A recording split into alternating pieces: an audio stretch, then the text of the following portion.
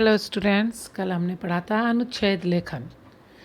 मैंने बताया था कि ये न्यू सिलेबस में है अनुच्छेद लेखन। इस वीडियो को ध्यान से सुने, जिससे जब मैं आपको उदाहरण दूं तो आपको समझ में आ सके कि इसको किस तरह से लिखना है। आपने ध्यान से सुना होगा। आज हम इस अनुच्छेद लेखन के, जिसके बारे में मैंने कल बताया था कि ये निबंध का ही संक्षिप्त रूप है, और इसमें बस ध्यान देने योग्य जो बातें थी वो मैंने आपको पॉइंट वाइज बता दी थी। आज हम स्टार्ट करते हैं इसके उदाहरण जो आपको मैं बता रही हूँ। सबसे पहला है जो मैंने इसमें बताया है, विद्यार्थी और अनुशासन। इसके देखिए पॉइंट्स लिखे हुए हैं। अनुशासन का अर्थ, अनुशासन की आवश्यकता, प्रकृति में अनुशासन, अनुशासन सफलता की कुंजी।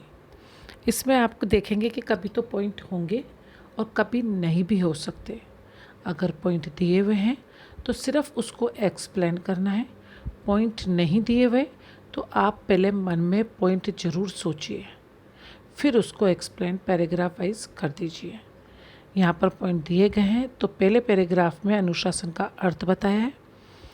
शासन शब्द में अनुपसर्ग जुड़ने से अनुशासन शब्द बनाए, जिसका अर्थ है शासन के पीछे चलना, अर्थात समाज द्वारा बनाए नियमों का पालन करते हुए मर्यादित जीवन जीना। जीवन के हर क्षेत्र और हर काल में अनुशासन महत्वपूर्ण होता है। फिर विद्यार्थी जीवन में तो इसका महत्व और भी बढ़ जाता है। फिर इसके बाद देखिए दूसरे पैराग्राफ में अनुशासन की आवश्यकता, प्रकृति में अनुशासन। इस काल में विद्यार्थी को जो कुछ सीखता है वो उसके जीवन भर काम आता है। इस काल में एक बार अगर अनुशासनबद्ध जीवन जीने की आदत डाल दी विद्यार्थी जीवन में, तो आप संपूर्ण जीवन ये आदत बनाए रखेंगे। मानव मत अत्यंत चंचल होता है। वह स्वच्छंद आचरण करना चाहता है। स्वच्छंद यहाँ पर होता है अपनी मर्जी की करता है विद्यार्थी, चाहता है करना, परंतु इसके लिए अनुशासन बहुत आवश्यक है कि वो समझे कि उसे क्या करना चाहिए और क्या नहीं।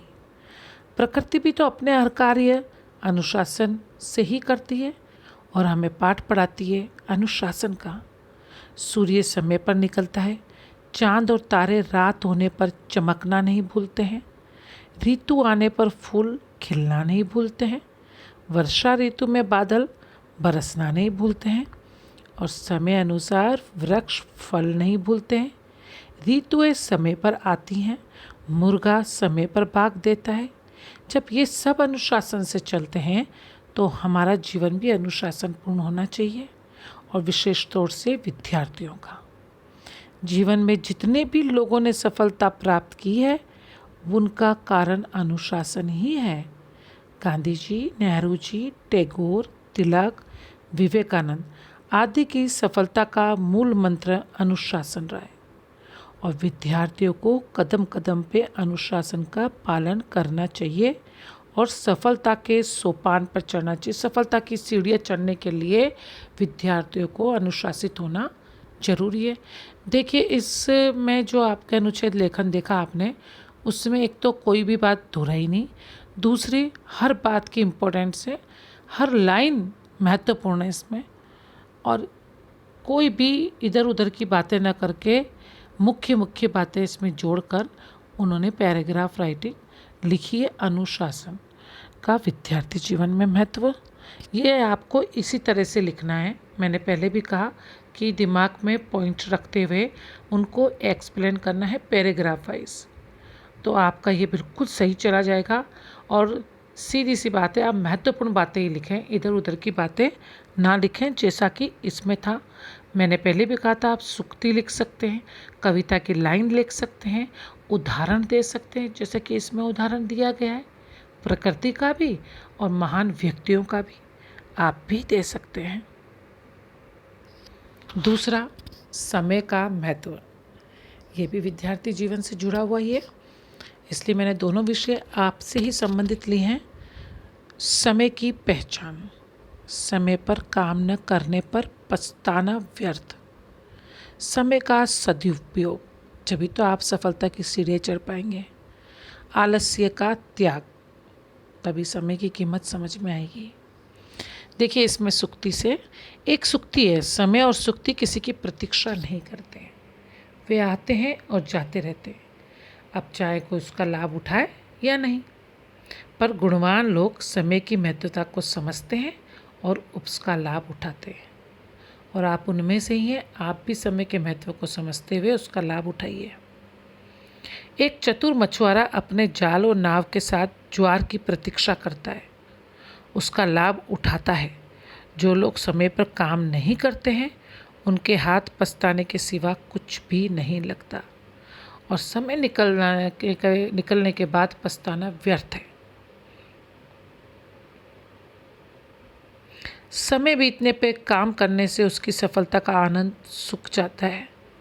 ऐसे ही लोगों के लिए गोस्वामी तुलसीदास जी ने कहा है, समय चुकी वा पुनी पछताने का बरखा जब कृषि सुखाने। अर्थात समय पे काम करने से चूक कर पछताना उसी तरह है जैसा कि फसल सूखने के बाद वर्षा होने से। वह हरी थोड़ी हो जाएगी, फसल सूख गई फिर वर्षा हुई तो इसमें बरसात होने पे खुश होने की ज़रूरत नहीं है, क्योंकि वो वापस हरी नहीं हो सकती। ऐसे ही समय बीत जाने पर आपको सफलता नहीं मिल सकती। जो व्यक्ति सदुपयोग करते हैं समय का, वह हर कार्य में सफल होते हैं। शत्रु आक्रमण का जो देश मुकाबला नहीं करता, वह हमेशा गुलाम होकर रहता है। समय पर बीज नहीं बोने पर किसान की फसल अच्छी नहीं होती है। समय पे वर्षा न होने पर अकाल पड़ जाता है। इस तरह निसंदेह समय का उपयोग सफलता का सोपान है। समय पे काम करने के लिए आवश्यक सबसे ज़्यादा जरूरी है आलस का त्याग करना। आलस्य भाव बनाए रखकर समय पे काम करना कठिन है, अतः हमें आलस्य भाव त्याग कर समय का सदुपयोग करना चाहिए। इसमें आप देखिए किस तरह से मुख्य मुख्य बिंदु आए, सीधे सीधे बात कही गई है, ना इधर उधर की बात की गई है, ना घुमा फिरा के की गई है। स्पष्ट सरल प्रभावशाली भाषा में सुक्ति उदाहरण का प्रयोग करते हुए मुख्य बातों का वर्णन करना अनुच्छेद लेखन कहलाता है। आपको अनुच्छेद लेखन के 2 उदाहरण दिए। आप भी प्रैक्टिस के लिए अपनी कॉपी में कोई एक अनुच्छेद लिखिएगा, जिससे आपको अच्छी प्रैक्टिस हो जाएगी। अभी वृक्षारोपण चल रहा है, उससे संबंधित आप एक पैराग्राफ राइटिंग कर सकते हैं अपनी कॉपी में। ये सबसे अच्छा विषय है अभी के लिए, तो आप ज़रूर करिएगा कॉपी में। धन्यवाद।